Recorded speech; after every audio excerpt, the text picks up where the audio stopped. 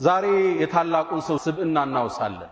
የተሟላ ስብዕና የተሰጣቸው ሁሉም ጎናቸው የተሟላ የተሳካ ለሰው ልጆች ሁሉ ሞዴል አላህ ያደረጋቸው ከሳቸው በኋላ ለሚመጣ ህዝብ ሁሉ መሪና ኢማም ያደረጋቸው ነቢዩና መሐመድ ሰለላሁ ዐለይሂ ወሰለም። አንድ ድለቢስ ከሰሞኑ ፀሐይን በፍታ ጠፋለው ብሎ ሞክሮ ነበር አሉኝና እንደዚህ አይነት ጉድተላዎች እንዲህ አይነት ጉሰማዎች እኛ መልእክተኛውን ስንረሳ ፍቅራቸው ሲደበዝዝ ከሰለዋት እጃችን ከዚክር ሲርቅ ልጆቻችንን በሳቸው መሰየም ስናቆም አላህ እናስታውሳቸው ዘንድ ወደ እሳቸው እንመለስ ዘንድ መንገዳቸውን እናድስ ዘንድ መሰል መልእክቶች ይመጣሉ።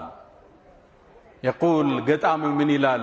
إذا أراد الله نشر فضيلة طويت أتاح لها لسان حسودي الله የተዘጋን የተረሳን ውብ ስብዕና መግለጽ ሲፈልግ የሐሲድ ምላስ ይልክበታል። ያ ሰው ስለሱ ያወራል፣ የሱ ዝም ያጠፋል፣ የዛን ስብዕና የበለጠ ይገልጠዋል።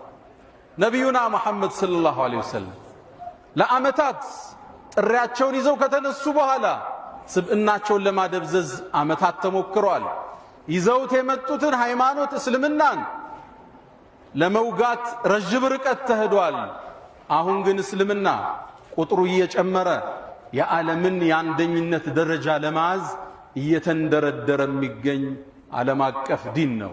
2 ቢሊየን በላይ ተከታዮችን ይዟል። ያኔ እሳቸው መካ ላይ ነበሩ፣ ብቻቸውን ናቸው። ይሄ ዲን እዚህ ጥግ እንደሚደርስ ግን በወህይ አይተውት ነበር።